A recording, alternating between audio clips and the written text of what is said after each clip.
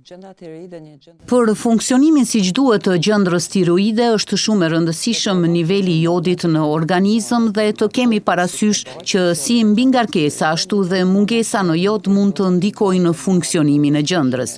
Doktoresha endokrinologe Reze Serhati Morina thotë se sëmundjet e gjendrës tiroide kryesisht prekin femrat. Sëmundjet e gjendrës tiroide në përgjithësi i shohim më tepër tek femrat.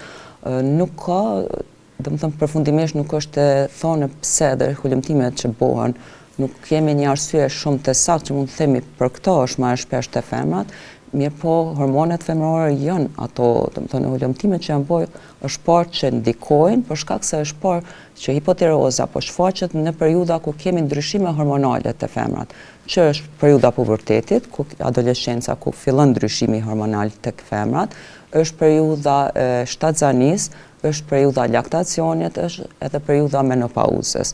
Këtu mendohet që është estrogeni ai që luan rol, për shkak se estrogeni si hormon e rrit nivelin e proteinave lidhëse të hormoneve të tiroides. Endokrinologe Serhati Morina gjithashtu tha se është shumë e rëndësishme në këtë proces fillimi i trajtimit me kohë dhe në mënyrën e duhur, edhe në rastet kur vlerat nga analizat e pacientit janë në kufi.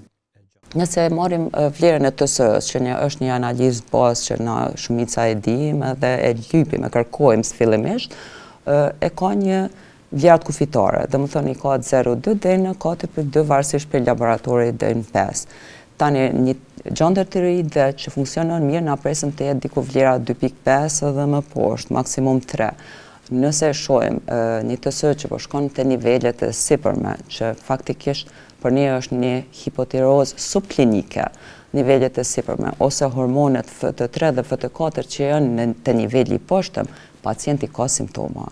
Edhe sidomos nëse është sëmundje autoimune, ai ka simptoma. Përkundër që jemi brenda vlerave referente, ai shfaq simptomat. Për ne është një hipotirozë subklinike. Nëse ka sëmundjen autoimune, nëse ka këto vlera dhe nëse ka simptoma, ne fillojmë trajtimin edhe pse hormonet i kena në kufi, domethënë, ende nuk e kanë kalu kufinin, qoftë të sipërm apo të poshtëm. Pacientët që kanë probleme të kësaj natyre, kryesisht ankojnë për lodhje, shtim në peshë, dopsi trupore. Mund të kenë flokë të hollë, lëkurë të thatë, thonjë që këputën shpejt, shpesh edhe ndryshime në ciklin hormonal tek femrat, si dhe bëhen intolerant ndaj të ftohtit. Referuar intervistës së doktoreshës Serhati Morina, pohohet se varet nga mosha dhe sëmundje tjera shoqëruese për zgjedhjen e terapisë me pacientin. Ato mund të ndryshojnë dhe janë individuale. Kjo është krejt individuale, domethënë varet prej pacientit, fillimi i trajtimit, varet mosha pacientit, varet faza e jetës kur është shfaq, varet për shembull të pacientëve me moshë më të shtyrë, varet për sëmundje shoqëruese që i kanë, për shembull pacientat të cilët i kemi me sëmundje të zemrës, sëmundje koronare, pacientat me astëm, domethënë me probleme të frymarrjes. Ata fillohet me dozë shumë të vogël, se të e ditë që gjendra tiroide ndikon në kontraksionin e zemrës. Momentet që na fillojmë trajtimin, e dim që mund të rritet ritmi i zemrës. Nëse kemi një pacient i cili ka sëmundje koronare, atëherë duhet të kemi shumë kujdes.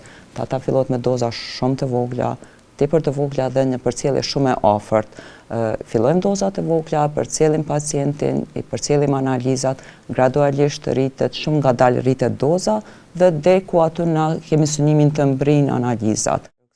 Pacientët me patologji të gjendrës tiroide duhet të bëjnë një jetë të shëndetshme me një dietë të pasur ushqimore. Kjo pasi një tiroide që funksionon mirë është thelbësore për shëndetin e përgjithshëm, ndërsa çdo çrregullim në këtë gjendër mund të ndikojë ndjeshëm në funksionet jetike të trupit.